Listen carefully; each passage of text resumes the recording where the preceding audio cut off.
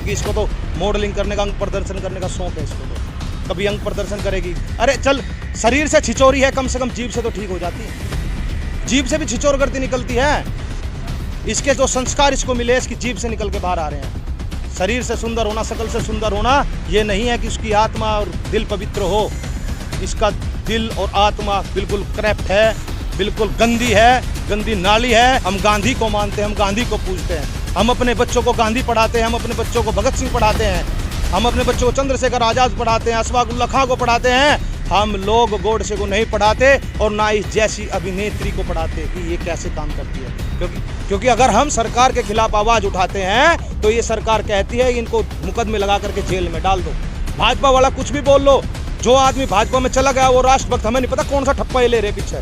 बारानोत ने इतनी बड़ी बात कही है कि इनको जो 1947 में आज़ादी मिली थी वो भीख मिली थी, इसलिए आज़ादी 2014 में मिली है। ये जानबूझ करके मोदी जी खिलवाते हैं इनसे। ऐसा क्या चीज़ है कि ये भाजपा जानबूझ करके इसको बुलवाती है, क्योंकि ताकि पब्लिसिटी में बनी रहे, लोगों का ध्यान भटकता रहे। अब 27,000 करोड़ की हीरोइन भी खत्म हुई।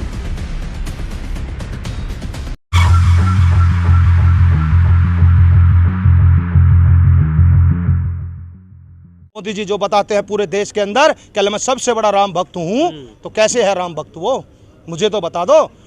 श्री रामचंद्र जी तो मर्यादा पुरुषोत्तम राम थे, जिन्होंने अपने पिता की आज्ञा का पालन किया, जिन्होंने अपनी पत्नी की रक्षा के लिए रावण से युद्ध किया, लंका को जलाया और पूरे देश को एक अखंड भारत बनाया। और ये लोग जो उनसे जिन्हों कहते हैं कि हम रामचंद्र जी के भक्त हैं, किस तरीके से है? अगर रामचंद्र जी को पढ़ तो लो। अरे अपनी पत्नी को क्यों छोड़ा तुमने? वो तो साथ में जंगल में गई उनके। अगर इनको देश की सेवा करनी थी अपनी पत्नी को साथ लेकर के करते, अपनी माता को क्यों छोड़ा? अरे देश को भ्रमित करने का काम छोड़ दो। कभी नोटबंदी लाते हो, कभी जीएसटी लाते हो, कभी काले कानून लाते हो किसानों के ऊपर, कभी एयरपोर्ट बेचते हो, कभी ऑर्डिनेंस फैक्ट्री बेचते हो, कभी लोगों को बेरोजगार करते हो रोजगार देने के लिए। ये देश जा कहाँ रहा है? किस गड्ढे में जा रहा है देश? ये सोचने का विषय है। ये देश बर्बादी के कागार पर पुछा करके खड़ा कर दिया इन लोगों ने, इसको गड्ढे में धकेल दिया। किस लिए? सिर्फ अपनी हिटलरशाही के लिए। राष्ट्रभक्ति के नाम पर आज की जो मीडिया है वो कई प्रोग्राम चलाती है। अब सवाल ये पैदा होता है कि अगर उन्हें राष्ट्र की इतनी चिंता है तो आज़ादी के 70 साल 75वें जब गणतंत्र दिवस मनाया जाता है कि हर साल क्या अब इतने माह गणतंत्र दिवस से उसकी खुशियां मनाई जा रही हैं, हर बार प्रधानमंत्री खुद स्पीच देते हैं और आज वही प्रधानमंत्री खामोश है और मीडिया खामोश है। हाँ, यही तो सोचने का विषय है। ये देश वालों को बताना चाहिए, पूरे देश को जागरूक होना चाहिए। जब हर साल जा करके ये कहते ये अलग सोच के मानसिकता के आदमी है। इन लोगों ने 52 साल तक तिरंगा झंडा आरएसएस के कार्यालय पर नहीं फहराया। इन्होंने उत्तर प्रदेश के अंदर, अभी उत्तर प्रदेश के पूर्व मुख्यमंत्री कल्याण सिंह मरे थे, तिरंगे के ऊपर इन्होंने भाजपा का झंडा लहराया। जगह जगह गणतंत्रता दिवस पे, स्वतंत्रता दिवस पे ये लोग कमल के फूल का झंडा लहरा करके फूल बरसाते हैं। बहुत सी वीडियो देखी होगी आपने। और अब देख लीजिए, ये कहते हैं किसानों ने अपमान किया। जिस आदमी ने तिरंगे का अपमान किया था वो भी भाजपा का आदमी था। जिस आदमी ने गाड़ी चढ़ाई किसानों के ऊपर वो भी भाजपा का आदमी था। जिस आदमी ने हाथ काटा वहां पर जाकर के वो भी भाजपा का आदमी था। अरे क्या चाहती है भाजपा? क्या चाहती है? क्या इस देश में शांति, अमन शांति बनेगी या नहीं बनेगी? अब नई नई चीज और लेकर के आते हैं कि किसी ने बोल दिया उसके ऊपर मुकदमा होगा। किन लोगों पे? हमारे जैसे लोगों पे होगा वो। क्योंकि अगर हम सरकार के खिलाफ आवाज उठाते हैं तो ये सरकार कहती है इनको मुकदमे लगा करके जेल में डाल दो। भाजपा वाला कुछ भी बोल लो, जो आदमी भाजपा में चला गया वो राष्ट्रभक्त, हमें नहीं पता कौन सा ठप्पा ले रहे पीछे। भाजपा में गया तो राष्ट्रभक्त और भाजपा से अलग तो देशद्रोही। किसान आंदोलन की आवाज उठाए तो खालिस्तानी, पाकिस्तानी, आतंकवादी। अगर भाजपा में जाकर के बात बोले तो देशभक्त। सारी जगह ये ट्रैक्टर की रैलियां निकाल रहे हैं किसानों को, भाई ये किसान है, ये किसान है। हम ये कहते हैं किसान तो भाजपा में भी है, इसमें भी है, लेकिन वे लोग वे हैं जब देश की आज़ादी हो रही थी कुछ लोग तमाशा देख रहे थे और यही काम भाजपा वाले देख रहे हैं इस चीज़ को। क्योंकि जब ये देश आज़ाद हुआ था बहुत से लोगों ने बलिदान दिया था, 750 से ज़्यादा लोगों की शहादत यहाँ चली गई है। क्योंकि ये भी एक पहले गोरे अंग्रेजों से लड़े थे, आज काले अंग्रेजों से लड़ रहे हैं और इनसे इस देश को स्वतंत्र और आज़ाद करा करके रहेंगे, इनसे पीछे नहीं हटेंगे। आज ये चाहे किसी भी मानसिकता के साथ लोगों को गुमराह कर सकते हैं लेकिन बंधक नहीं बना सकते। कब तक हमारे विचारों को दबा सकते हैं, हमारी अभिव्यक्ति की आज़ादी को नहीं छीन सकते। ये चाहे अपने कार्यकर्ताओं की, अपने नेताओं की अभिव्यक्ति की आज़ादी छीन सकते हैं, क्योंकि उन लोगों को भाजपा के अंदर बोलने का अधिकार नहीं है। वो लोग नहीं बोल सकते इस चीज़ को कि भाजपा गलत कर रही है। जो बोलता है उसको देख लीजिए आप, उसको बाहर कर दिया जाता है।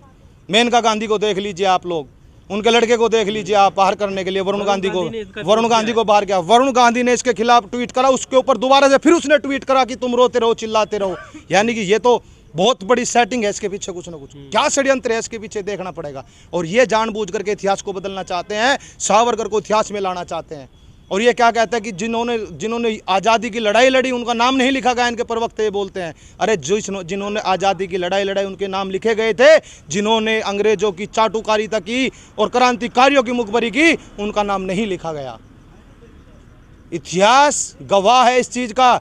आप लोग 20%, 30%, 33% वोट बैंक माना जाता है भाजपा का, वो 33% एक अलग विचारधारा के आदमी है। बाकी के 67%, 67% आदमी एक अलग विचारधारा के आदमी है। हम गांधी को मानते हैं, हम गांधी को पूजते हैं, हम अपने बच्चों को गांधी पढ़ाते हैं, हम अपने बच्चों को भगत सिंह पढ़ाते हैं, हम अपने बच्चों को चंद्रशेखर आज़ाद पढ़ाते हैं, अशफाक उल्लाह खां को पढ़ाते हैं। हम लोग गोडसे को नहीं पढ़ाते और ना इस जैसी अभिनेत्री को पढ़ाते कि ये कैसे काम करती है, क्योंकि इसको तो मॉडलिंग करने का, अंग प्रदर्शन करने का शौक है। इसको तो कभी अंग प्रदर्शन करेगी। अरे चल, शरीर से छिचोरी है, कम से कम जीभ से तो ठीक हो जाती। जीभ से भी छिचोर करती निकलती है। इसके जो संस्कार इसको मिले, इसकी जीभ से निकल के बाहर आ रहे हैं। शरीर से सुंदर होना, शकल से सुंदर होना, ये नहीं है कि उसकी आत्मा और दिल पवित्र हो। इसका दिल और आत्मा बिल्कुल करप्ट है, बिल्कुल गंदी है, गंदी नाली है। यह वही भाजपा है जो गंदी नाली में कीड़े पैदा करती है। ये उसी नाली की गंदी कीड़ी है जिसने इस देश को बर्बाद करने का काम करा। ये चिलतरो है, ये भाजपा को एक ऐसी वो मिल गई जिसको ये यूज कर रहे हैं और ये जानबूझ करके इन चीज़ों का दुष्प्रचार करते हैं।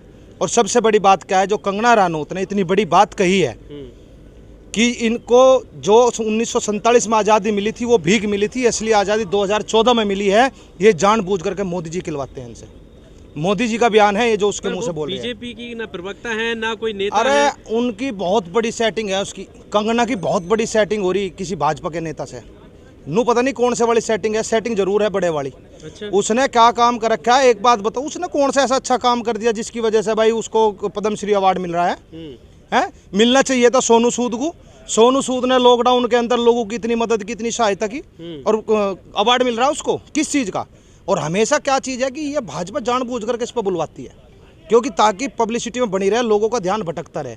अब 27,000 करोड़ की हीरोइन भी खत्म हुई। दूसरा राम मंदिर का भी लफड़ा, जो वो मरा था यहाँ पे उत्तर प्रदेश के अंदर महंत मरा था, वो भी खत्म हुआ। किसान आंदोलन भी दबा दिया गया। तो इन लोगों ने तो मिलीजुली प्लानिंग बना रखी। पर मैं ये कह रहा, सबसे बड़ी भिखारी पार्टी या भारतीय जनता पार्टी है। सबसे बड़ी भीख इसने मांगी और सबसे बड़ी भिखारन यह है कंगना रनौत, क्योंकि यह भीख मांगती मांगती और या गुलामी करती करती यहाँ तक पहुँच गई। Subscribe now and press the bell icon. Never miss an update.